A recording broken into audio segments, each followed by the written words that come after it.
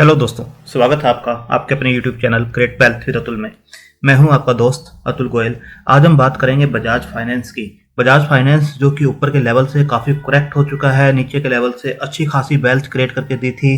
तो कितना रिस्क इसके अंदर भी बचता है और क्या रिवार्ड्स आने वाले टाइम में ये दे सकता है, क्या ब्रोकरेज की राय है, क्या फंडामेंटल्स हैं और किस टाइप से ये करेक्ट कर रहा है, तो उसमें कितना पैसा लगाना चाहिए, किस टाइप के इन्वेस्टर्स को, ट्रेडर्स को पैसा लगाना चाहिए, उसके ऊपर हम डिस्कस करेंगे। तो सबसे पहले देखते हैं बैंक निफ्टी। बैंक जो निफ्टी है वो अब देखिए 9 अप्रैल को एक प्रेशर में बंद हुआ 1.02% के साथ, 334 पॉइंट डाउन, 32,448। अगर डे रेंज देखेंगे तो 32,329 से लेकर 32,972 की थी। बट अगर आप 52 वीक रेंज देखें, आप देखें हाई जो था 37,708, वहाँ से ऑलमोस्ट शेयर जो है बैंक निफ्टी जो है 52-5300 के आसपास जो पॉइंट्स है अपने लूज कर चुका है, ऊपर से काफ़ी करेक्ट हो चुका है। अगर हम इसके अंदर चार्ट के अंदर देखें तो आप देखेंगे यहाँ पर जो है 37,500 के आसपास का इसने यहाँ पर लेवल बनाया था, जो कि 16 फरवरी को बना था 37,708 के आसपास। उसके बाद देखिए इसके अंदर इस टाइप से करेक्शन होती हुई नजर आई। तो सेम बजाज फाइनेंस का अगर आप देखेंगे चार्ट, यहाँ पर आप देखिए यहाँ पर जो है 16 फरवरी को इसने 5822 रुपये का हाई लगाया और उसके बाद से इसके अंदर भी करेक्शन होती हुई नजर आई।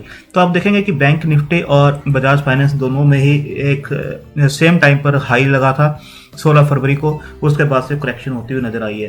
तो एक कंसोलिडेट होता हुआ एक लेवल के ऊपर नजर आ रहा है बैंक निफ्टी।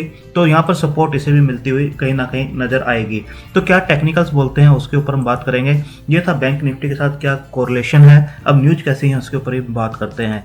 तो बजाज फाइनेंस देखिए 4878 के ऊपर बंद हुआ 3% की फॉल के साथ, 151 पॉइंट डाउन। तो ऊपर के लेवल से जैसे मैंने बताया आपको 56-5700 का एक लेवल था, उसके बाद से काफ़ी नीचे हुआ है।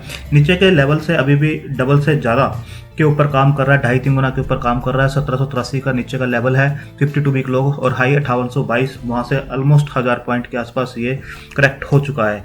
तो अगर हम बात करें इसके किस टाइप के जो Q4 के जो बिजनेस अपडेट इन्होंने दिए हैं वो किस टाइप के हैं और क्यों उसके बावजूद भी ये नीचे आ रहा है। तो देखिए जो बजाज फाइनेंस रोज 1.02 ये पहले का है। तो यहाँ से अगर आप देखेंगे customer franchise as on 31 March 2021 stood at 48.6 million, up by 14.08% from 42.6 जो थे 31 मार्च 2020 को 48.6 मिलियन थे जो कस्टमर फ्रेंचाइज थी, और अब देखिए 48.6 के आसपास है, 14.08% का यहाँ पर राइज देखने को मिल रहा है। Company acquired 2.3 million new customers in Q4 compared with 1.9 in Q4 FY20। तो यहाँ पर देखेंगे 1.9 मिलियन जो है नए कस्टमर्स इसके अंदर ऐड हुए थे पहले, और अब 2.3 ऐड होते हुए नजर आ रहे हैं। New loan booked during Q4 ये जरूर आपको 5.5 मिलियन दिखाई देगा, जबकि पिछले साल सेम क्वार्टर में 6 मिलियन के आसपास था।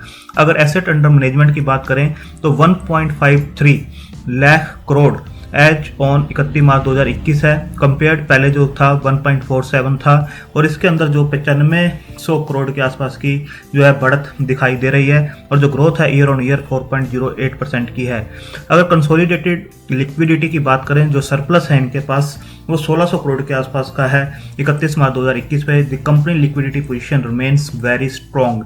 तो यहाँ पर लिक्विडिटी की पोजीशन में कोई भी प्रॉब्लम नहीं है। अगर एनपीए बढ़ती हैं तो उसको ये इजीली हैंडल कर सकते हैं किसी भी पोजीशन से, क्योंकि अब लॉकडाउन अगेन बढ़ रहा है, कोविड की पोजीशंस अगेन आपको पता है किस टाइप की हैं। तो कुछ भी अगर कंपनी के साथ होता तो लिक्विडिटी सरप्लस है और काफ़ी अच्छी पोजीशन में ये लोग हैं।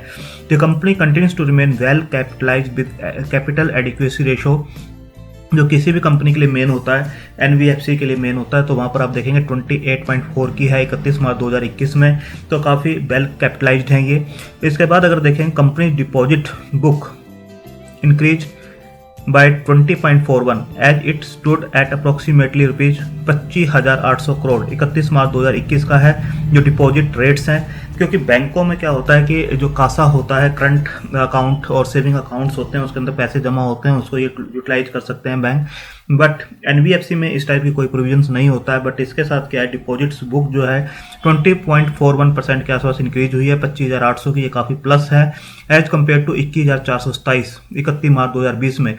Deposit book in Q4 FI grew by 2000 crore.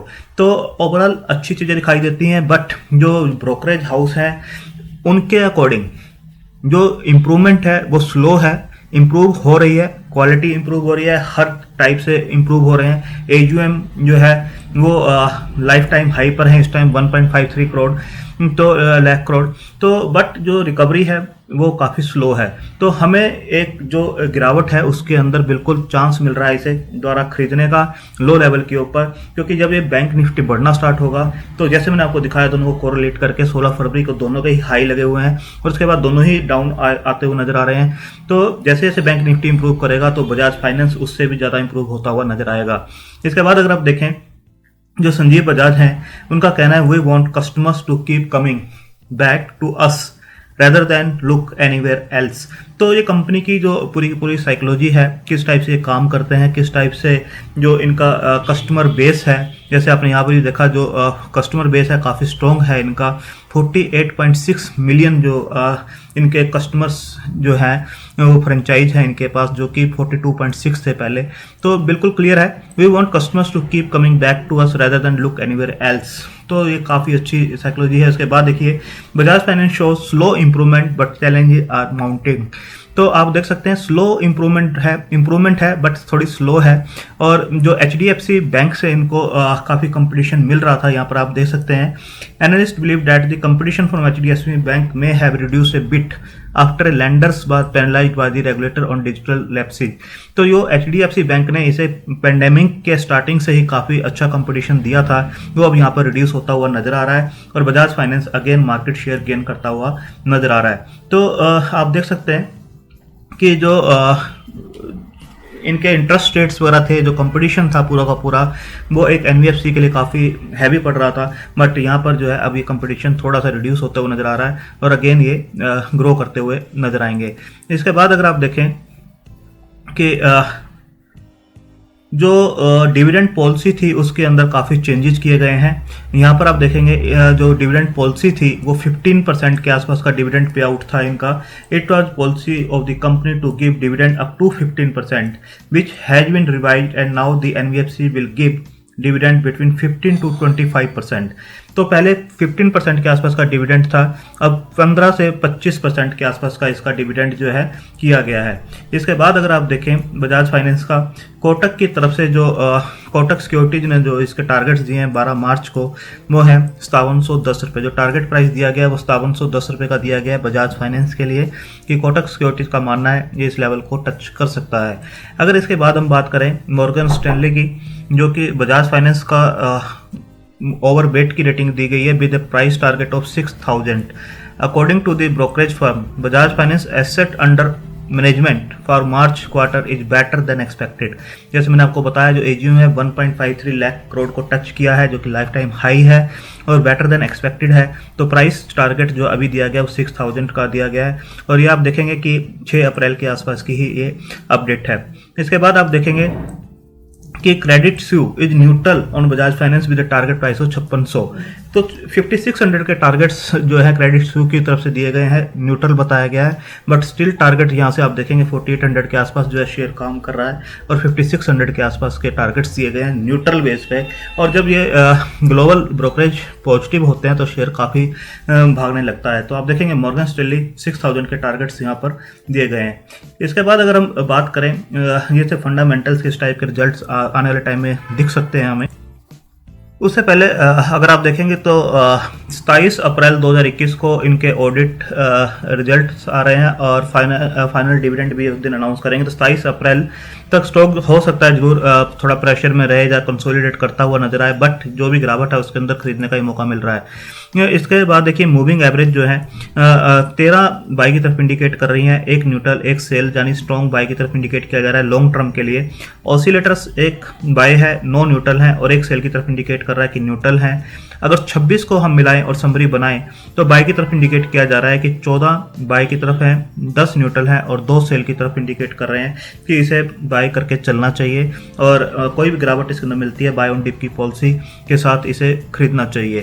तो इसके बाद अगर देखें आपको यहाँ पर दिखाई देगा कि जो वन डे का चार्ट यहाँ पर मैंने लगा रखा है जीरोधा का, इसके ऊपर आप देखेंगे कि ये चार्ट पे जो है इस टाइप का एक ट्रेंड फॉलो कर रहा है। ये जो पूरा ट्रेंड है लाइन नीचे की आप देख रहे हैं, जून से ये एक चार्ट पे मैंने लगा रखा है और इस ट्रेंड लाइन को ये फॉलो कर रहा है। और नीचे का अगर आप देखें, यहाँ पर जो है स्टॉक पहले भी यहाँ से बाउंस बैक किया था, अगेन यहाँ पर आया, बाउंस बैक किया, फिर यहाँ से फिर बाउंस बैक किया, तो इस लाइन के ऊपर सपोर्ट लेता हुआ नजर आ रहा है, जो कि 4700 के आसपास किया, 4680 के आसपास और 4700 के आसपास किया है।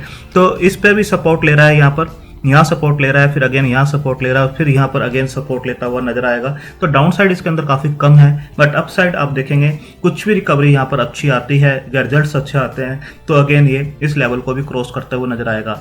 तो डाउन साइड में इस पे नज़र रखनी चाहिए। जो स्टॉक शॉर्ट टर्म के ट्रेडर्स हैं उनको यहाँ पर अपना स्टॉप लॉस लगाना चाहिए, और जो इन्वेस्टर्स हैं उनके लिए बाइंग अपॉर्चुनिटी है, जितना नीचे मिल रहा है एक बाइंग अपॉर्चुनिटी है, अकोमुलेट करना चाहिए। क्योंकि कभी भी ये रिवर्स होता है, बैंक निफ्टी रिवर्स होता है, जब निफ्टी के अंदर अच्छी उछाल आती है, जब फिर अच्छे रिजल्ट्स आते हैं, कोई भी पॉजिटिव न्यूज़ आती है, तो ये अगेन यहाँ से रिवर्स करता हुआ नजर आएगा और इस लेवल को अगेन टच करता हुआ नजर आएगा।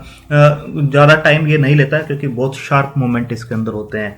तो रिस्क रिवार्ड रेशो काफ़ी अच्छा बनता है इसके अंदर, और जो लंबे टाइम तक इसे रख सकते हैं, कुछ पेशेंस रख सकते हैं और थोड़ा सा होल्डिंग टाइम अपना बढ़ा सकते हैं, तो उनको बिल्कुल इसे अकोमुलेट करना चाहिए। और लॉन्ग टर्म में ये यहाँ से भी डबल होता हुआ आपको दिखाई देगा। जैसे जैसे एसेट्स क्वालिटी और ये पेंडेमिक की चीज़ें रिकवर होंगी, तो वैसे वैसे ये भी अच्छे आपको रिवार्ड्स देता हुआ नजर आएगा।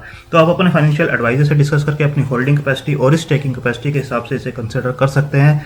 रिस्क रिवार्ड रेशो काफ़ी फेवरेबल है और अच्छे आपको रिवार्ड्स दे सकता है। थैंक यू, धन्यवाद।